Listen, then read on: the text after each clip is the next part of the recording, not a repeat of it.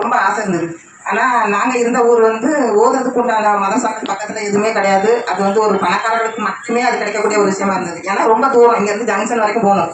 அந்த வசதி இருக்கிறவங்க வந்து ரிக்ஷாவில் போய் படிச்சுட்டு வந்துடுவாங்க. ஆனால் அதை பார்த்து எனக்கு ஒரு ஏக்கமாக இருக்கும். இந்த ஓதுங்கிற எண்ணம் என் மனசில் மட்டும் ரொம்பவே ஒரு ஏக்கத்திலேயே தான் இருந்தது. ஆனால் நான் கல்யாணம் முடிஞ்சங்காட்டி எனக்கு ஓத தெரியாது, தொட தெரியாது, ஒன்றுமே தெரியாது. கல்யாணம் முடிஞ்சு நான் சென்னைக்கு தான் போனேன். எங்கள் வீட்டுக்காரங்க வந்து அங்கே ஓத தெரிஞ்சவங்களை வச்சு எனக்கு வீட்டில் வந்து பாடம் எடுக்க சொன்னாங்க. அதுக்கப்புறம் நான் வீட்டிலே நல்லா குரான் ஓதுனேன். ஆனால் இங்கே வந்ததுக்கப்புறம் எனக்கு அது கொஞ்சம் இடைவெளி ஆகிடுச்சு. இடைவெளி ஆனதுக்கப்புறம் என் பிள்ளைங்களை நான் 2 பொண்ணுங்க கல்யாணம் பண்ணி கொடுத்துட்டேன். 2 பொண்ணுங்களையும் கல்யாணம் முடிச்சதுக்கப்புறம் இந்த கரிக்காத்தோப்பில் படிக்கிறதுக்கு வாய்ப்பு கிடைச்சிது எனக்கு. அப்போ அங்கே கரிக்காத்தோப்பு மதரசால போய் நான் படிக்கும்போது என் கூட சேர்ந்த பிள்ளைங்க ஒரு 10-12 பிள்ளைங்க படிச்சது. எல்லா பிள்ளைங்களும் கல்யாணம் முடிஞ்சு டெலிவரி ஆகி இப்படி பல காரணங்களால எல்லா பிள்ளைங்களும் இருந்துச்சு. நான் ஒருத்தி தான் கடைசியாக இருந்தேன்.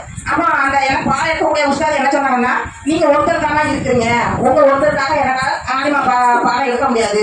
நீங்கள் நான் ஆலிமா படிச்சுட்டு 3 பள்ளிக்கா பாடம் எடுத்துருந்தேன். நீங்கள் 3 பள்ளிக்கா பாடம் வாங்கிட்டு செய்யுங்க, 3 பள்ளிக்கா பாடம் வாங்குங்க. உங்களுக்கு வேறு வயசாகி போச்சு, நீங்கள் வந்து குரானை மட்டும் நல்லா திருத்தமாக ஓத படிக்கிறதுக்கு முயற்சி பண்ணுங்க அப்படின்னாங்க. ஆனால் அது எனக்கு ஒரு மனசில் ஒரு பெரும் குறையாவே இருந்தது.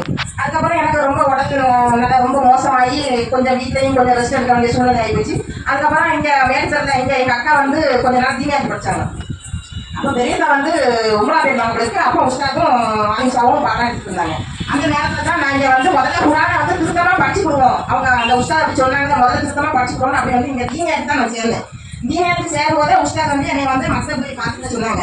அந்த மக்தப் பார்த்துட்டு போது உஸ்தாத் பாடத்துக்கு வந்தவொடனே நான் வந்து மக்தப் வந்து பாடம் எடுத்து வந்துடுவேன், உஸ்தாத்கிட்ட பாடம் கேட்க வந்துடுவேன் நான்.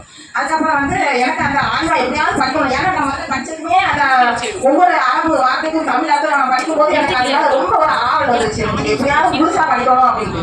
அப்புறம் உஸ்தாத் சொன்னாங்க, நாங்கள் ஆன்மா ஆரம்பிக்க போகிறோம். ஏன்னா ஏற்கனவே அவங்க வந்து பள்ளியில் ஆரம்பிச்சு ஒரு செட்டு நிறைவு செஞ்சுட்டாங்க. அப்புறம் நாங்கள் இந்த வருஷம் வந்து ஆன்மாவும் சேர்த்து ஆரம்பிக்க போகிறோம் அப்படின்னு சொன்னோடனே நான் உஸ்தாத் சொன்னேன், உஸ்தாத் இல்லை நான் சேர்ந்துக்கிட்டேன், ஏற்கனவே நான் படிச்சனால நான் புரிஞ்சு படிச்சுக்கிட்டேன் அப்படின்னு சொன்னேன். உடனே சரின்னு சொல்லிட்டு முதல் ஃபார்மே நான் தான் ஃபுல்லாக பண்ணி கொடுத்தேன். என் கூட சேர்ந்த பிள்ளைங்க 10-12 பிள்ளைங்க இருந்தாங்க.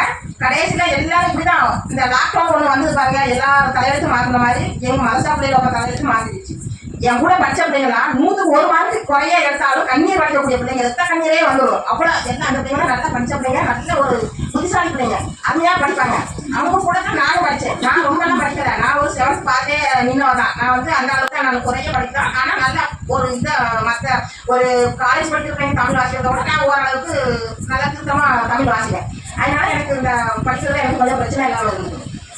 அதுக்கப்புறம் இந்த பிள்ளைங்க நின்னதுக்கப்புறம் ஆயிஷா கூப்பிட்டு என்கிட்ட சொன்னாங்க, ஆயினாமா அந்த மாசால உங்களுக்கு நீங்கள் ஒரு ஆளுக்கு மேலே பாடம் எடுக்க மாட்டேன்னு சொன்னாங்க. நான் உங்களுக்கு சொல்ல மாட்டேன், நீங்கள் ஒரு ஆள் வந்தாலும் உங்களுக்கு கண்டிப்பாக பாடம் எடுப்பேன், நீங்கள் அதை பற்றி நீங்கள் எதுவுமே நினைக்காதீங்க அப்படின்னாங்க. அது எனக்கு ஒரு புதிய ஒரு என்னமோ அந்த புது ரத்தம் வாங்கின மாதிரி ஒரு மனசுக்கு ஒரு சந்தோஷமும் ஒரு உற்சாகத்தையும் கொடுத்தது. அதுக்கப்புறம் நான் தொடர்ந்து வந்தேன். அதுக்கப்புறம் படிச்சுட்டு இருக்கும்போது எனக்கு வந்து ஒரு பெரிய ஆபரேஷன் பண்ண வேண்டிய சூழ்நிலை ஆகிப்போச்சு.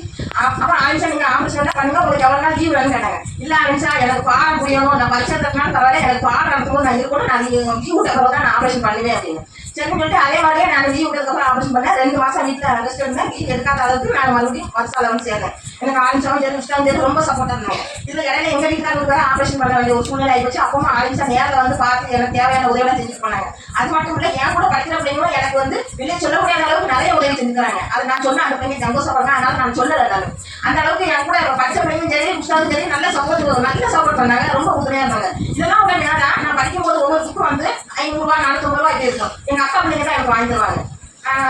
சொல்லுவேன், எப்போ எனக்கு இந்த புக்கு வேணும்னு சொன்னால் சரிக்கு மறுநாளே காசு கொடுத்து விட்ருவாங்க. நான் ஆலிஷா எனக்கு புக்கு வாங்கி தருவாங்க. இந்த காமசுங்கிற ஒரு புக்கு இருக்குது, அது வந்து அரபு இந்த தமிழ் அர்த்தம் எனக்கு அது பார்த்தா கொஞ்சம் ஈஸியாக இருக்கும். அந்த புக்கு நேரில் வாங்கி போனாங்க. மதரசால வந்து எங்கள் அக்கா பையன் கடைப்பிடி பையன் அவன் கொடுத்துருப்பாங்க. அந்த மாதிரி எல்லாமே எங்கள் அக்கா பையனும் சரி எல்லாருமே சப்போர்ட்டாக இருக்காங்க. இதை விட எங்கள் வீட்டுக்காரங்க அவங்க வயசாகி நான் அதுக்கு ஹார்ட் பேஷண்ட் வேறு தனியாக இருப்பாங்க. நான் அப்போ என்ன நினைப்பேன், ரசூலுல்லாஹ் சொன்ன ஒரு ஹதீஸ் தான் எனக்கு ஞாபகம் வரும். அதாவது நீங்கள் மதரசா நீங்கள் மாதா கல்யாணம் நீங்கள் வெளியே சென்றா நீங்கள் வீட்டுக்கு போகிற எல்லாம் வந்து உங்கள் வீட்டை பாதுகாப்பான். அந்த ஒரு ஹதீஸை மனசில் வச்சுக்கிட்டு நான் அவங்க உடம்பு சரியில்லாமல் இருந்தாலும் சரி வீட்டுக்கு வந்துடுவேன். நான் வீட்டுக்கு அவங்களும் என் படிப்பு தடையாக இருந்ததே இல்லை. அவங்களும் முழு சப்போர்ட்டாக இருந்தாங்க. சில நேரத்தில் அவங்க எனக்கு டீ மட்டும் போட்டு வச்சுருப்பாங்க. சில அவங்களால முடிஞ்ச விற்பெல்லாம் செஞ்சுருவாங்க. எனக்கு ரொம்ப அவங்க உறுதுணையாக இருந்தாங்க. அதுமாதிரி கொஞ்சம் மதரசாலே அந்த மாதிரி இருந்தாங்க. என் கூட படித்த பிள்ளைங்க சொல்லுவோம், இந்த வயசுல என் கூட போட்டி படிச்சுக்கிறாங்க.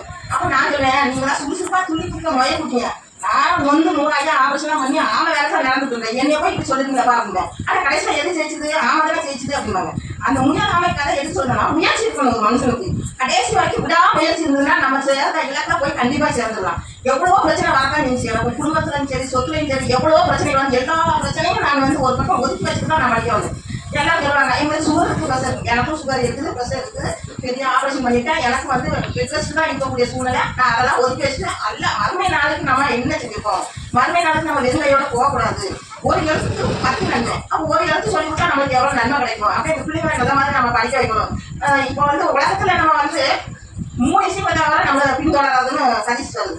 அது ஒன்று என்னன்னா மார்க்க கல்வி. நம்ம எத்தனை பேருக்கு மார்க்க கல்வி சொல்லிக் கொடுக்குறோம். அந்த மார்க்க கல்வி நம்ம இறந்ததுக்கு அப்புறம் அந்த பிள்ளைங்க எத்தனை பிள்ளைங்க சொல்லுவோம் அந்த மார்க்க கல்வி நல்ல நம்ம பெற்றோர்களுக்காக துவா செய்யக்கூடிய குழந்தைகள். அப்போ நம்ம செல்வத்தை வந்து நல்ல வழியாக செலவு செஞ்சுக்கணும். மதரசா கட்டுறதுக்கு, இந்த பள்ளிவாசல் கட்டுறதுக்கு, மதரசா பிள்ளைங்களுக்கு புக்ஸ் வாங்கி கொடுக்குறதுக்கு, அந்த மதரசா நிர்வாகத்தை செய்யறதுக்கு, பொருள் உதவி செய்யறவங்களுக்கு இந்த 3 நன்மை தான் பின்னாடி நம்மளுக்கு பின்தொடரக்கூடியதா இருக்குது. மற்ற எதுவுமே நம்ம இறந்ததுக்கு அப்புறம் எல்லாமே துண்டிக்கப்பட்டு விடும். இந்த 3 விஷயம் மட்டும்தான் நம்ம கடைசி வரைக்கும் பின்தொடரக்கூடியதா இருக்குது.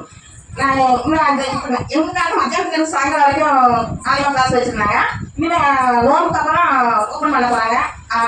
அதாவது எப்படின்னா இந்த மாதிரி மத்தியானம் இல்லாம காலையில இருந்து சாயங்காலம் வரைக்கும் இன்னும் படிக்கக்கூடிய பிள்ளைங்க வந்து நிறைய பேர் அந்த சூழலை இந்த சூழலையும் சாப்பிட்டு சொல்றாங்க. எல்லாருக்குமே எல்லா விஷயத்துலையும் சூழலை இருக்கதான் தெரியும். நம்ம காலேஜ் படிக்கும்போது நம்மளால சாப்பிட்டு சொல்ல முடியுமா அந்த மாதிரி இந்த மாதிரி அப்படின்னு நம்ம அந்த அதுக்கு வந்து ரொம்ப இம்பார்ட்டன் கொடுப்போம். ஆனா இந்த இதுக்கு ரொம்ப ஈஸியா எல்லாம் முடியாது நான் நின்றுதேன் அப்படின்னு சொல்றாங்க. ஆனா நம்ம வந்து அதோட இதுக்குதான் ரொம்ப முக்கியத்துவம் கொடுக்கணும். ஏன்னா மறுமை நாளுக்கு நன்மை செய்யக்கூடிய படிப்பு இது ஒன்று தான். நீங்க என்னதான் டாக்டர் படிச்சாலும் இன்ஜினியர் படிச்சாலும் மறுமை நாளுக்கு அது வந்து நிக்க போறது கிடையாது. நம்ம இந்த ஒரு மாற்ற கல்வியை படிச்சு 4 பிள்ளைங்களுக்கு அதை ஓதை சொல்லி கொடுத்து அது மூலயமா தான் நம்மளுக்கு நல்ல வரும். அப்போ சில பேர் கேட்டாங்க என் வயசு உள்ளவங்க, நீங்க ஆபரேஷன் பண்ணிட்டு எப்படி போய் ஓதி கொடுக்குறீங்க அப்படின்னு. உங்களுக்கு இருக்க முடியாது, எவ்வளவு நேரம் உட்காந்துருக்கீங்க உங்களால முடியுதா அப்படின்னு கேட்பாங்க. அப்ப நான் சொல்லுவேன் ஒரு சின்ன நன்மையா இருந்தாலும் அது தொடர்ச்சியா செய்யணும். என்னால முடிஞ்ச ஒரு சின்ன நன்மை இருக்கலாம் அதை நான் தொடர்ச்சியா செய்யணும்னு ஆசைப்பட்டா போகணும். அப்போ அவங்க அழுகுங்களா அழகுன்னு சொல்லிட்டு அழகு கொண்டு போவாங்க. இப்பவும் நான் வீட்டில் சும்மா இல்லை, பிள்ளைங்களுக்கு கை காசு எடுக்கிறேன், என்னோட வீட்டை நிர்வாகம் பார்க்கலாம், இங்க வந்து பாடம் எடுக்கிறேன். நான் இங்கே 3 வருவேன் பாடம் எடுக்கிறது பிள்ளைங்களுக்கு. இப்போ வந்து லேசா அந்த பிள்ளைங்க வருது 5 மணிக்கு வருது, கொஞ்சம் லீவ்லையும் இருக்கிறாங்க. அதனால நான் 4 மணிக்கு வருவேன். 4 மணிக்கு வந்து மக்கள்லாம் எடுத்து 7 மணிக்கு மக்களுக்கு சொல்ல உடனே நான் தெரியும். எல்லாருமே வந்து நம்ம மதரசால வந்து சேரணும், சேர்ந்து நல்ல மாதிரி படிக்கணும். இந்த மதரசால வந்ததுக்கு அப்புறம் தான் எனக்கு வந்து எல்லா வகையிலையும் மனசு வந்து உறுதியா ஸ்ட்ராங் ஆயிடுச்சு. அதாவது வேற அந்த இன்னொரு மனசுல படிக்கிறது அங்க வந்து சிற்கான விஷயங்கள் நிறைய நடக்கும். இங்க வந்ததுக்கு அப்புறம் என் மனசுலாம் அதுல ரொம்ப தெளிவாயிடுச்சு. ரொம்ப தெளிவாகி இப்படிதான் இருக்கணும், மாற்றம்னா இருக்கா, இப்படிதான் நடக்கணும். அங்க முன்னாடி நான் என்ன பண்ணுவேன், குர்கா போட்டு போவேன் வெளியே போகும்போது. இந்த கல்யாண வீட்டுல போகும்போது வந்து குர்கா போட மாட்டேன். ஏன்னா போடனாக்க வெளியே தெரியாது. அதனால அது எல்லாத்துக்கும் இயற்கையா உள்ளதுதான். எனக்கும் அது இருந்தது. எப்ப நான் இந்த மதசாக்கு வந்து சேர்ந்தோம், நீ மதிச்சா மதிக்காட்டினா போகும். நான் வந்து புக்கா தான் எந்த விஷயத்தும் ஊருக்கு போனா கூட ஏன் இந்த புக்காவோட இருக்க அது கட்டி கொஞ்ச நேரம் இருக்கேன் வேண்டாம் மச்சாலாம் இருக்கிறாங்க நாங்கள் புக்கா இல்லாமல் நாங்கள் இருக்க முடியாது. எங்கள் அக்கா வீட்டு போனாலும் புக்கா பார்க்க மாட்டேன். அப்படி எங்கள் சொந்தக்காரங்களுக்கு யாருக்கு போனாலும் புக்காவை நான் பார்க்கவே மாட்டேன். அந்த மாதிரி ஒரு உறுதி ஒரு சிற்கான விஷயங்கள் வந்து ரொம்ப கற்றுக்கிறேன். அந்த மசாலா என்னோட 42வது கல்யாண நாள் கொண்டாடினேன், என்னோட 25வது கல்யாண நாள் கேக் வீட்டு கொண்டாடினேன். அந்த மசாலா சேர்ந்து என்னோட சேர்ந்து கொண்டாடிச்சு. ஆனால் இப்போ அதெல்லாம் சிற்கான விஷயம் நமக்கு தெரிஞ்சு. ஏன்னா ரசூலா சொல்லாத ஒரு விஷயத்த நம்ம செய்யறோம். நம்ம இவ்வளோ நாள் செஞ்சுக்கிறது தப்பு. இன்னும் ஈமான் வந்து ரொம்ப உறுதியாயிடுச்சு. சொல்லாம இருக்கக்கூடாது, நம்ம எல்லா விஷயமும் சரியா நடக்கணும், மித்தத்தான விஷயங்களை ஈடுபடக்கூடாது அப்படின்னு நம்ம வந்து அந்த ஈமான் வந்து உறுதியாயிடுச்சு. அப்ப எது சரி எது தப்பு அப்படிங்கிறது இப்ப நம்மளுக்கு ஓரளவுக்கு நான் உண்மையா தெரியுது. ஆனா முழுசா அதை செயல்படுத்தவங்க இன்ஷால்லா எனக்கும் அதை கேட்டுருக்க உங்களுக்கும் இந்த சிற்கான விஷயத்துல கருத்து முழுசா செயல்படுறதுக்கு அந்த உதவி செய்யும். பிள்ளைங்க எல்லாம் வந்து மதசால வந்து சேருங்க. அது மட்டும் இல்லாம நான் வந்து 12 வருஷம் நான் இந்த மதசா போட 12 வருஷம் இருப்பேன். அந்த மதசால 42 வயசுல போச்சு. இப்போ எனக்கு 53 வயசு ஆகுது. இது வரைக்கும் மதசா போட தான் இருக்கேன். பாடமும் பிள்ளைங்களுக்கு சொல்லிட்டு பாடம் சொல்லிட்டு நானும் படிப்பேன். இன்னும் ரசதா என்ன சொல்லுவாங்க, தானும் படிச்சு உடனே மற்றவர்களுக்கும் கட்சி கொடுத்தவங்க மக்களுக்கு சிறந்தவங்க சொல்லிருக்காங்க. இந்த ஒரு விஷயம் என் மனசுல ஓடிட்டே இருக்கும். ஆனா நம்மளும் படிக்கணும், மற்றவங்களுக்கும் கட்சி கொடுக்கணும் அப்படிங்கிற ஒரு எண்ணம் என் மனசுல எப்பவுமே இருந்துட்டு இருக்கணும். நேரம் குறைவா இருக்கிறதுனால இதோட என்னோட பேச்சு நிறுத்திக்கிறேன். நீங்க எல்லாரும் முயற்சி பண்ணணும், மனசா நீங்களும் சேரணும், பக்கத்துல இருக்கிறவங்களும் சேர சொல்லுங்க, தாய்மார்களும் வந்து சேருங்க. என்னால நானும் 2 பொண்ணும் எனக்கு 2 பிள்ளைங்களுக்கும் வெளியே பார்த்து அந்த வேலை இந்த வேலை எல்லாத்தையும் உடம்பு சரியில்லாம எல்லாத்தையும் சமாளிச்சு எங்க வீட்லயும் உள்ள பிரச்சனை சமாளிச்சு தான் நானும் படித்தேன். எனக்கும் எல்லாரும் மாதிரி எல்லா விஷயங்களுக்கும் எனக்கும் கஷ்டப்பட்டு இருக்க தான் இருந்துச்சு. ஆனா மதசாக்காக நான் என் மனசு ரொம்ப உறுதியா இருந்தது. எங்க வீட்டுக்காரங்க எனக்கு ரொம்ப சப்போர்ட்டா இருந்தாங்க. இப்படி போட்டு போதியா வைக்கிறது எனக்கு கவனிக்க முடியுங்க அப்படின்னு சொல்லாத அளவுக்கு ரொம்ப சப்போர்ட்டிவா இருந்தாங்க. இன்னும் உஷாரெல்லாம் பாடம் நடத்தினாங்கன்னா தப்சீல் நடத்தினாங்கன்னா அந்த ரசூலா காலத்து சம்பவம் நம்ம கண்ணுனாலே நிறுத்துற மாதிரி தப்சீல் நடத்துவாங்க. ஆனா கிராமர் சொல்லி கொடுத்தாங்க. சரி இந்த கிராமர் வந்து இந்த அளவுக்கு நம்ம படிச்சதே கிடையாது, எவ்வளவு விவரமா சொல்லித்தாங்க அப்படி அவங்க மெய்சி சிரிச்சுவாங்க. அந்த அளவுக்கு தான் எல்லாரும் பாடம் எடுப்பாங்க. மற்ற மதசா பாடங்களோட இந்த மதசா பாடங்களை கம்பேர் பண்ணி பார்க்கும்போது இந்த இதுவும் எனக்கு வந்து பெஸ்டா தெரிஞ்சது. அதனால வந்து இந்த இது வந்து எனக்கு ஒரு திருப்தி, நல்ல ஒரு கல்வி அப்படிங்கிற ஒரு திருப்தி இருந்தது. அதனால நீங்க எல்லாருமே வந்து உங்க பிள்ளைங்களோட இருக்காம நீங்களும் வந்து ஓதி கிடைக்கிற டயத்துல எந்த அளவுக்கு நன்மை செய்ய முடியுமோ அந்த அளவுக்கு நன்மை செய்யுங்க. வாங்கிட்டு வரணும்.